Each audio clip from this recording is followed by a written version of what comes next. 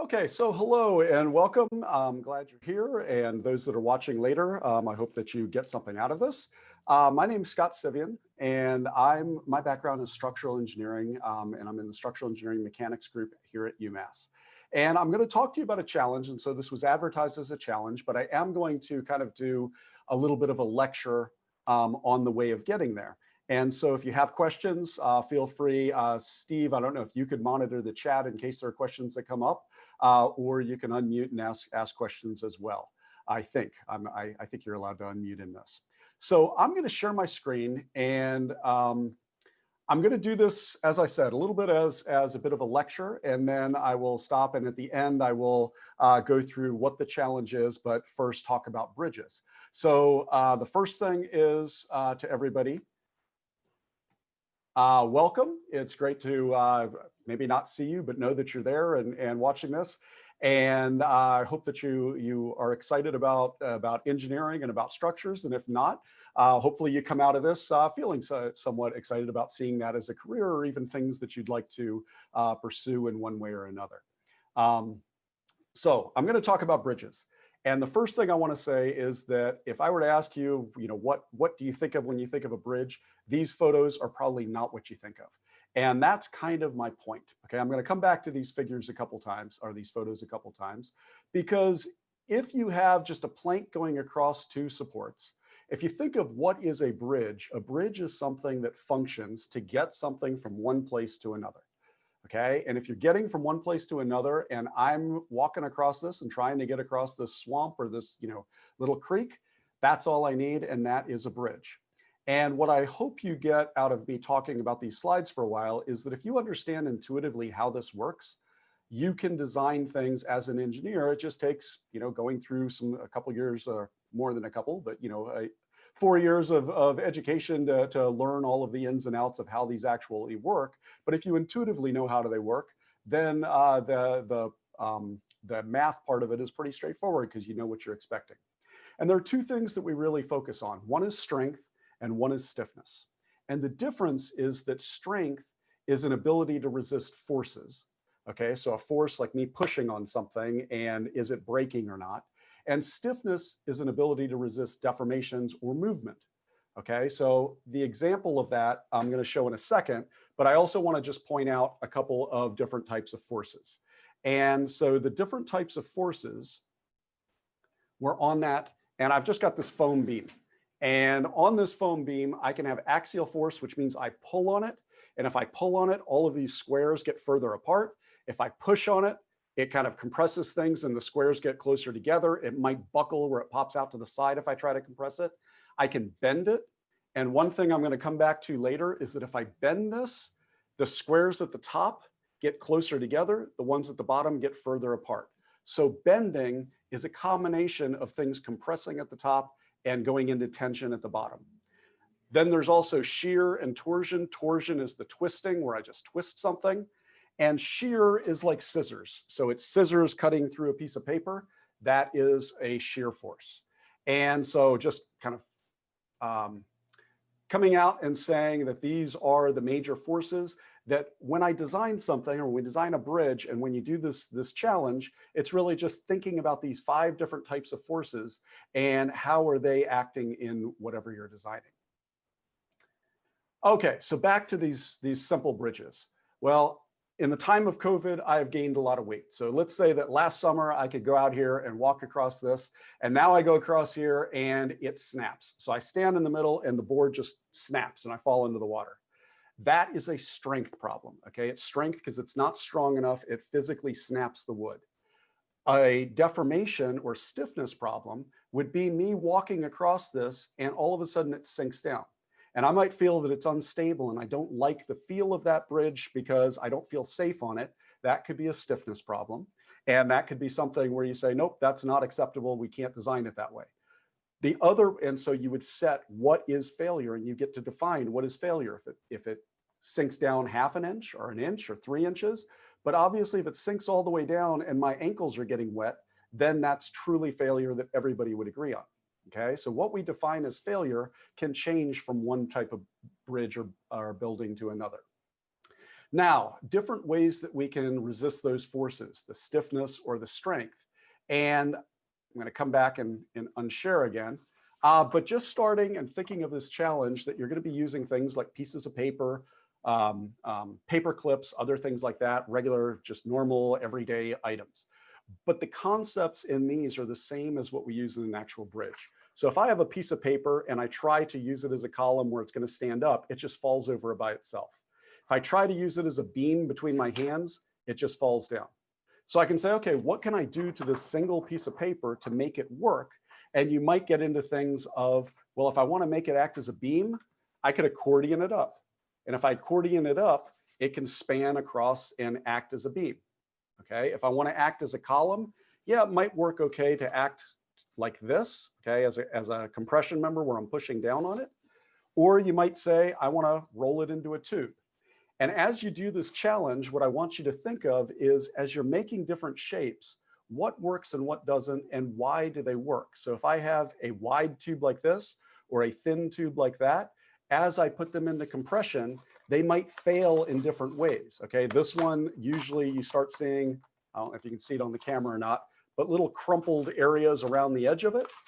When I have something that's tightly wound, a lot of times it takes a lot more force and will just kind of bear up at the ends. But this one might be much more likely to tip over than the other one. So I can take one sheet of paper, use it in a bunch of different ways for different types of structures. Now, why is that important? If I get my, there we go. So back to these bridges, that if I wanted to make this and I was having trouble where it's either snapping or sinking down into the water, I could take this board and say, okay, instead of a board, I'm going to change materials and I'm going to make it out of metal. And I could have the same size board made out of metal and it wouldn't sink as much, it wouldn't break. I could have the same material, meaning that I'm just going to use the wood and say, how can I change the shape? And maybe if instead of 1 inch thick, I make it 2 inches thick or 3 inches thick, that it would work and it would bend less, okay, and have more strength. So if you kind of, I'm hoping that you intuitively say, well, yeah, Scott, that makes sense, of course.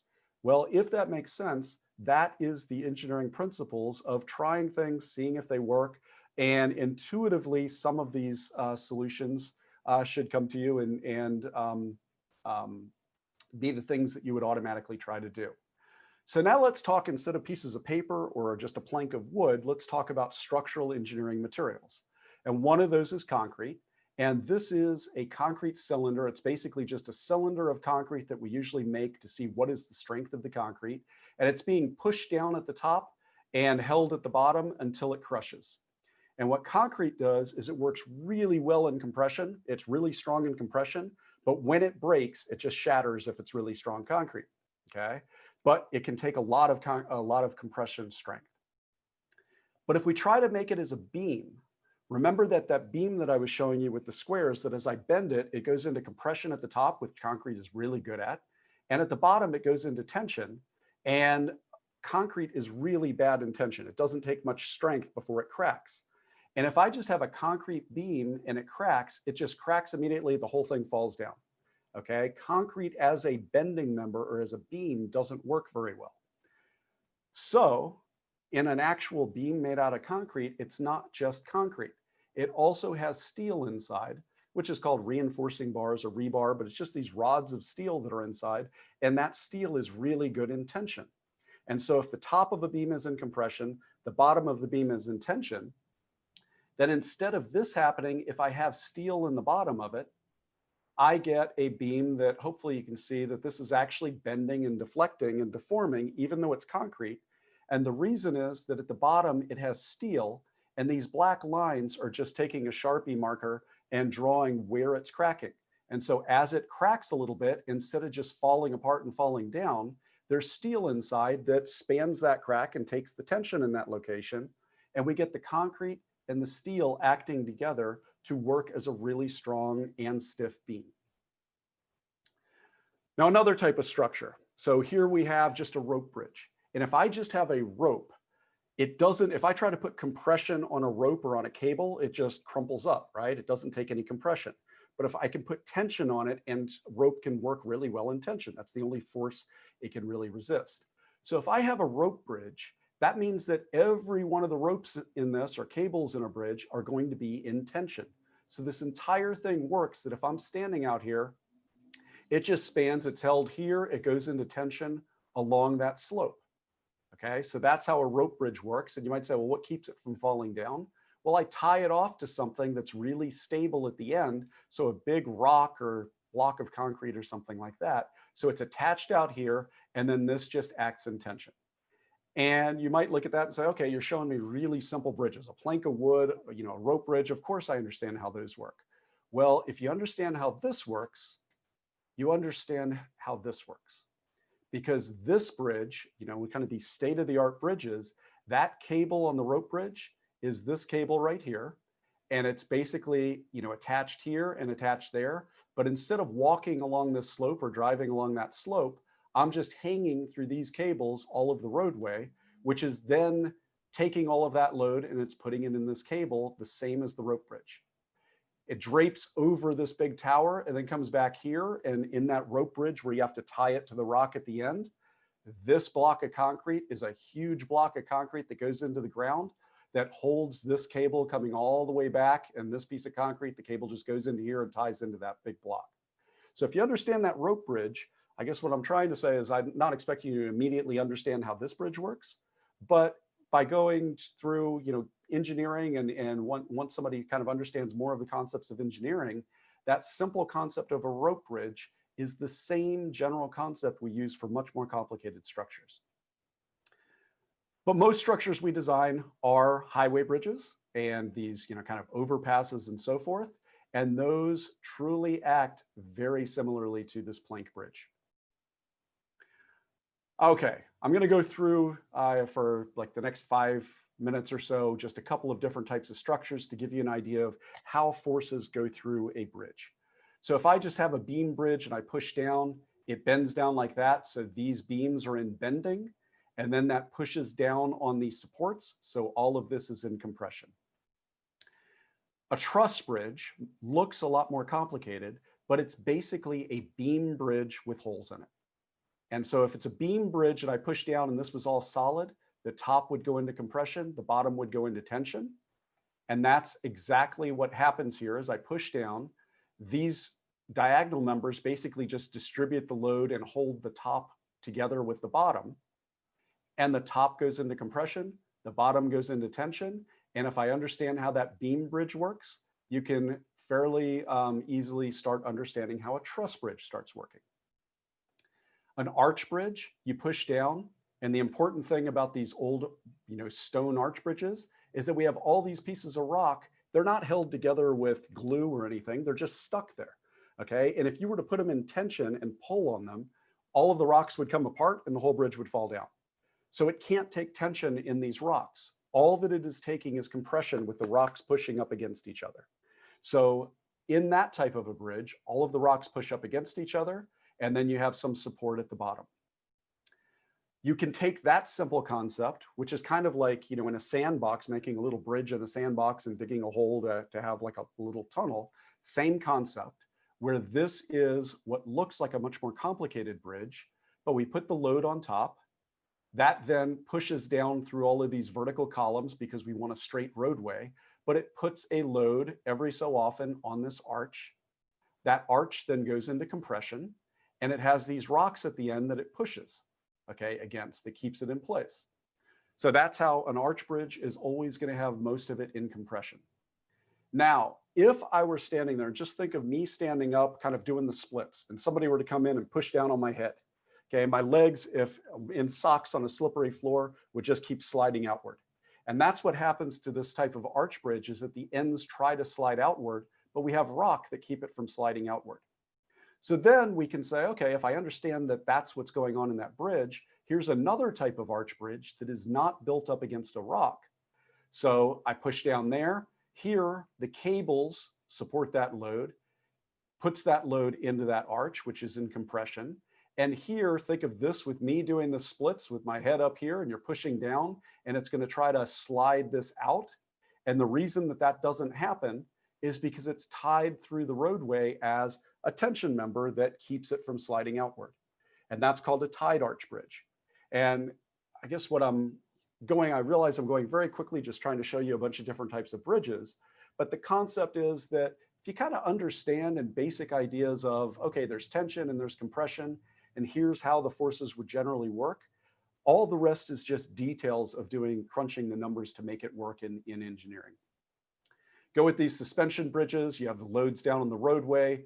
I said it before that these cables then take that and put it into the main cable that's tension, just like that rope bridge. And then at the ends, it's tied into a foundation back here that keeps that rope from slipping. And then these towers go into compression because these cables are draped over them. And then cable stayed bridge, cables are all in tension, the towers in compression, and so forth. Okay, so that was my very quick overview of a lot of different types of bridges.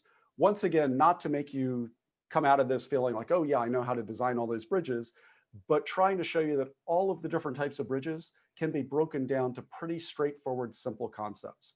And what I'm hoping is that in this challenge, you explore some of those concepts. We'll meet again next week and talk through why things worked and why they didn't, and you can explain to me what was working and what wasn't. But before I get to that, I have a couple last slides. And this is in Boston as they were building the Zakim Bridge, okay? And this is a cable-stayed bridge, fancy bridge going through here, but this is going across this river. And I just want to point out that in this one picture, you can see that to cross the same river, there's a truss bridge over here that's really long. There's a cable-stayed bridge. There's another bridge here that has, I believe, box sections underneath, so kind of a beam type bridge. And then there's little truss bridge here for the railroad that they decided to get across the same river. Let's just make it a shorter span. Let's fill in over here so that we're not spanning as far. And so for any challenge, like the challenge I'm going to give you, there are lots of different possible options and solutions in any type of bridge that an engineer tries to build or design. There are lots of different options, and you explore lots of options to figure out which one's either the best, and that best could be the cheapest. It could be the one that really makes a statement that the owners or the people that live there are really going to be proud of, or it can be something that's just really functional and you're trying to get an elegance of, this is the best solution for the spot that I've got, okay? So when we design things and as you're doing this challenge, I want you to think about, as you're doing it, some things are going to fail, some things are not going to work, some things are going to work. If it doesn't work, back up and say, why didn't it work? What can I change to make it work?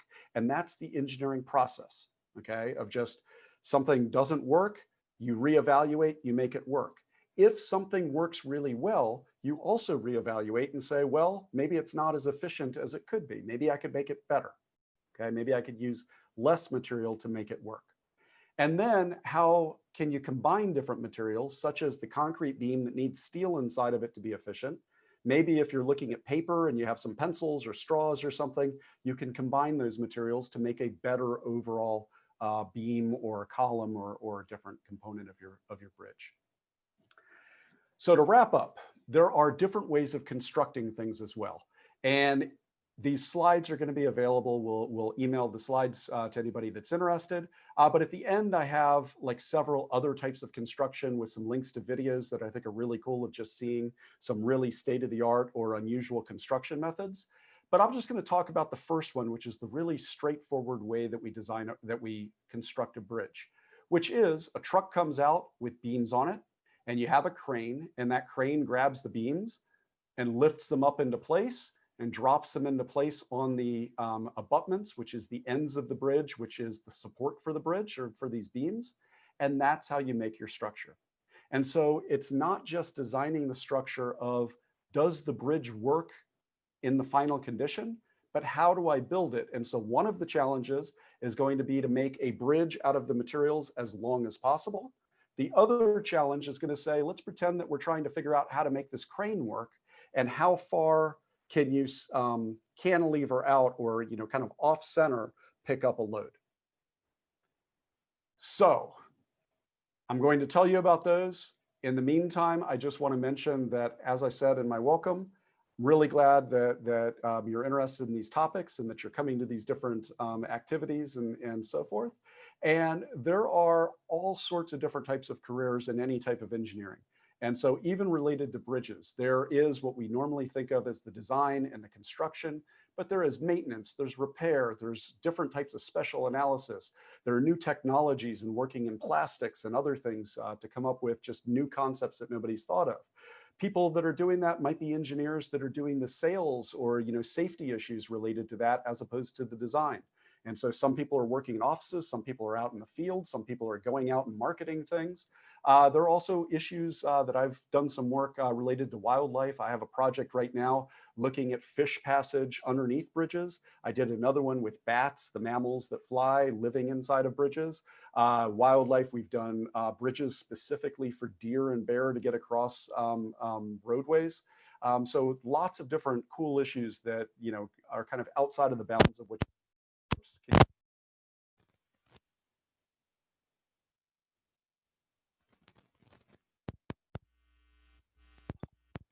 Something seemed to have happened with the sound.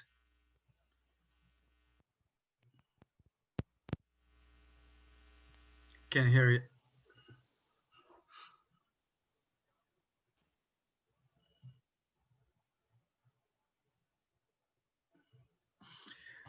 And okay, sorry, I'm switching microphone now.